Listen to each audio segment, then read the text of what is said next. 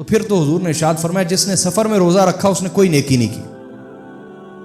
جس نے سفر میں روزہ رکھا، لیکن اس کی صورت کیا ہے؟ نبی علیہ السلام ایک سفر پہ تھے تو حضور نے بھی روزہ نہیں رکھا تھا اور بعض اصحاب نے بھی روزہ نہیں رکھا تھا، بعضوں نے رکھ لیا.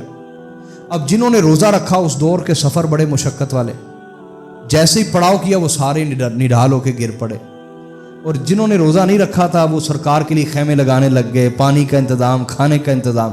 حضور نے ارشاد فرمایا آج جنہوں نے روزہ نہیں رکھا وہ رکھنے والوں پر سبقت لے گئے کہ ان کا اجر بھی کم نہیں ہوگا، بعد میں قضا کر لیں گے، اور پیغمبر کی خدمت کا اجر الگ سے مل گیا.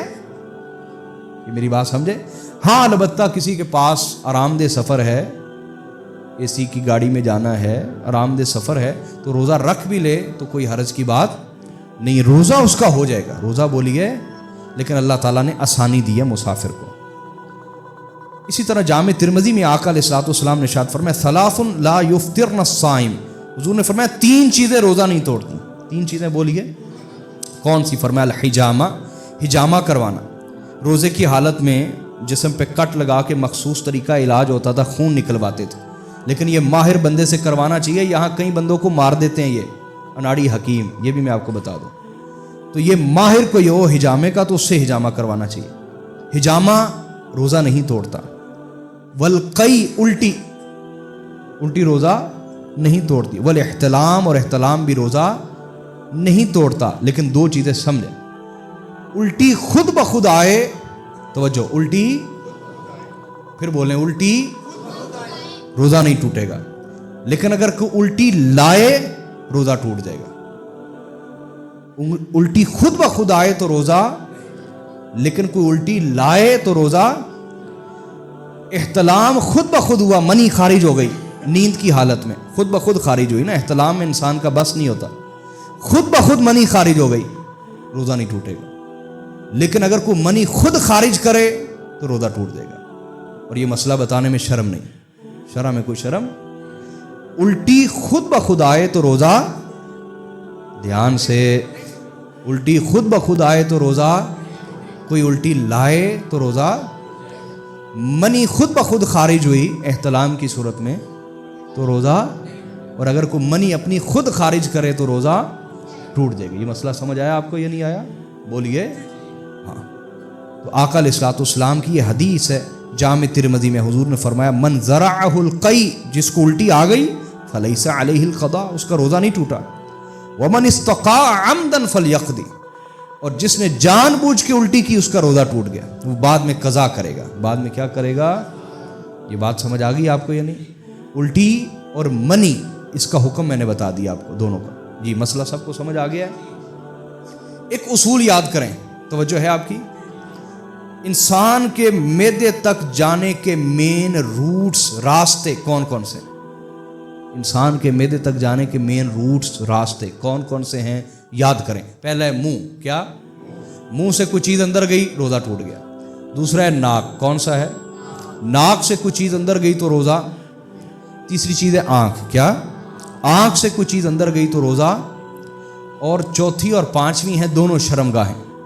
اگر اس راستے سے بھی کوئی چیز معدے تک جاتی ہے، کچھ علاج دوائیاں اس طریقے سے دی جاتی تھیں، آج بھی ہے کچھ نظام، تو اگر دونوں شرمگاہوں کے راستے بھی کوئی چیز معدے تک جاتی ہے، اندر داخل ہو جاتی ہے تو روزہ ٹوٹ جائے گا. اب چھٹی چیز پرانی کتابوں میں لکھی ہے کان، کہ کان سے بھی کوئی ڈراپ گیا تو روزہ ٹوٹ جائے گا. لیکن جدید سائنس نے ثابت کیا ہے کہ ایسا نہیں ہے. صحت مند آدمی جس کے کان کا پردہ پھٹا نہیں، تو یہ کان کا پردہ بیریئر ہے، وہ کوئی چیز اندر جانے نہیں دیتا. تو جس بندے کا کان کے پردے سلامت ہیں، وہ اگر ڈراپ وغیرہ تیل وغیرہ ڈال لے کان میں تو اس کا روزہ نہیں ٹوٹے گا. مسئلہ سمجھ آیا؟ یہ جدید سائنس نے اس کو باقاعدہ ثابت کیا ہے، اور علماء نے اس کو باقاعدہ متقرر کیا، یعنی ثابت کیا ہے کہ ایسا ہی ہے. لہٰذا پرانی کتابوں میں کان بھی لکھا ہوا ہے راستہ معدے تک جانے کا، لیکن جدید سائنس نے ثابت کیا کہ یہ معدے تک جانے کا ڈائریکٹ راستہ. ہاں کسی کے کان کا پردہ پھٹ گیا ہے، اس کے لیے حکم یہی ہے کہ وہ اگر ڈراپ وغیرہ ڈالے گا تو معدے تک پہنچ جائے گا اور روزہ ٹوٹ جائے گا. تو معدے تک جانے کے کتنے مین روٹس ہیں جی؟ 5. کتنے بولیے؟ پہلا منہ، دوسرا تیسرا اور چوتھا پانچواں دونوں شرمگاہ، دونوں. اتنا مسئلہ سمجھ آ گیا. ان سے کوئی چیز داخل ہوگی تو روزہ ٹوٹے گا، خارج ہوگی تو نہیں ٹوٹے گا، سوائے دو صورتوں کے جو میں نے سمجھا دیں کہ الٹی بے شک نکلتی ہے جب کوئی جان بوجھ کے کرتا ہے، لیکن تب بھی ٹوٹ جائے گا کیونکہ جان بوجھ کے کی. کیا؟ اسی طرح منی خارج ہوئی ہے، داخل نہیں ہو رہی، لیکن خود بخود خارج ہوئی، روزہ نہیں ٹوٹے. کسی نے خارج کی تو روزہ ٹوٹ جائے گا. یہ مسئلہ سمجھ آ گیا آپ کو؟ اس کے علاوہ جسم سے جب بھی کوئی چیز خارج ہوگی تو روزہ نہیں ٹوٹے گا. ان رستوں سے کوئی چیز داخل ہوگی تو روزہ ٹوٹے گا. مثلا لوگ پوچھتے ہیں خون سے خون نکل رہا ہے، اندر نہیں جا رہا. مسئلہ سمجھ آیا؟ لوگ پوچھتے ہیں ٹیکا، تو ٹیکا اگر تو ان 5 رستوں سے گیا ہے اندر پھر ٹوٹے گا، ورنہ مثلا نس میں ٹیکا لگ جاتا ہے، کیا اس سے روزہ نہیں ٹوٹے گا. روزہ بولیے. آپ کہیں گے کیسے؟ میں کہوں گا جب آپ نہاتے ہیں تو پانی اندر جاتا ہے کہ نہیں مساموں کے رستے؟ آپ کو بار بار پیشاب آتا ہے، خصوصاً آپ تالاب میں کھڑے ہوں، مساموں کے رستے جاتا ہے کہ نہیں جاتا؟ ارے یار اس کو یوں سمجھیں، پسینہ کہاں سے نکلتا ہے؟ مساموں سے نکلتا ہے. جب پانی یہاں سے باہر آ سکتا ہے تو اندر بھی جاتا ہے.